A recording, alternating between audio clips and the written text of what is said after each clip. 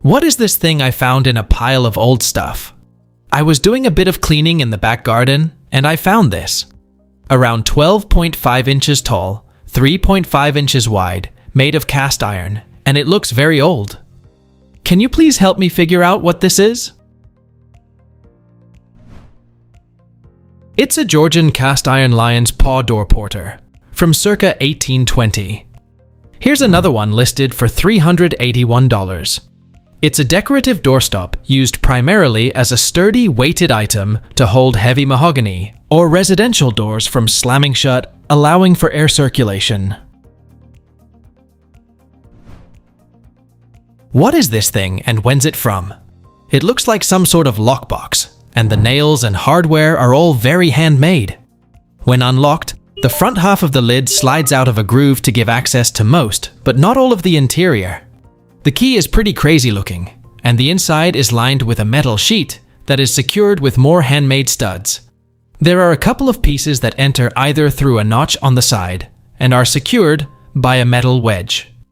I appreciate any info. I'm in the US if that's helpful. It's an antique church collection box, designed to be secured in place. The metal tabs on the sides could have passed through metal brackets, which would have locked the box in place. Then the tabs would be secured inside the box and only accessible if the box was unlocked. That's what the tent spikes are for. Other than the key, all the metal hardware appears to be handmade, but the key doesn't look 18th century, which puts the box somewhere in the 19th century. The wood is tropical hardwood. In my opinion, this means that the box likely originated in a church somewhere in the Caribbean, Central, or South America. I found this object, and two others nearly identical, that somewhat resembles a human nail in my late grandmother's nail care bin. I cannot for the life of me figure it out. The off-white color is smooth and has somewhat of a snakeskin pattern. The brownish-black diamond on each of the objects is rough and only appears on the greater curve of the object. They are larger than a quarter, dry, thin, and slightly bendy, but would likely snap with mild pressure. What are these, and why are they with her nail supplies?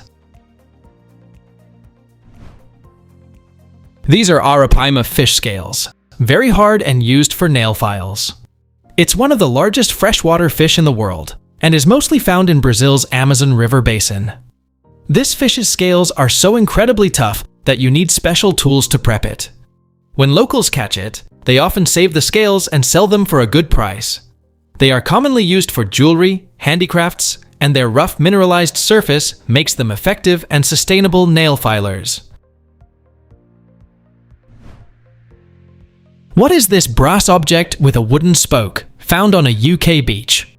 Around 14 centimeters long. The wooden part is attached to the metal part that has 3 fins with a flathead screw, and it seems like it would have been able to rotate at some point. The closest suggestion we've had is the index arm of a sextant, but we can't find anything quite similar enough to confirm. I would very much like to know what it was originally made for. It's an antique tennis net mount from the 1800s. These cast iron mounts were typically used to anchor wooden or metal tennis net posts into the ground. The cylindrical portion with 3 fins is a socket designed to hold a tennis post upright, and integral brass winding mechanisms to tighten the net. They are commonly placed in gardens, on lawns, or on private tennis courts. What kind of rack is this? I found this at Goodwill, and I was wondering what its intended purpose is though. One side of the rack has holes and the other doesn't. There's a mark on the back of the frame, but it's slightly smudged. Can anyone help with identifying what it is? That's a gun rack for the duck shoot from the 1950s. This gun rack kind of looks similar. The lower left side pegs support the stock, the right side supports the barrel, and the holes are probably for a lock. You would typically find it in the boot room of a farm or a lodge, where you take off all your dirty gear post-hunt. It's a table, but why does it do that? I suspect it's like a hospital tray, allowing you to slide the longer leg under a bed or chair, giving someone a surface to eat off of, or do whatever else. I would very much like to know what it was originally made for.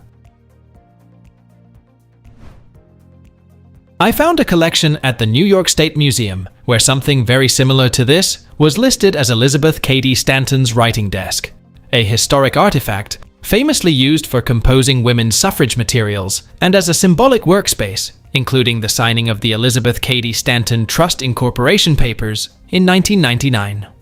On November 12, 1999, Colleen Jenkins, Rhoda Jenkins, Elizabeth Cady Stanton's great-granddaughter, and Marsha Weinstein met at the gravesite of Elizabeth Cady Stanton, located in Woodlawn Cemetery, New York City. Displayed on Stanton's original writing desk, they signed the incorporation papers for the formation of the Elizabeth Cady Stanton Trust. What is this weird knife I found in a small apartment I own after the last tenant left? I have no clue, but it would be a fire clam shucker knife.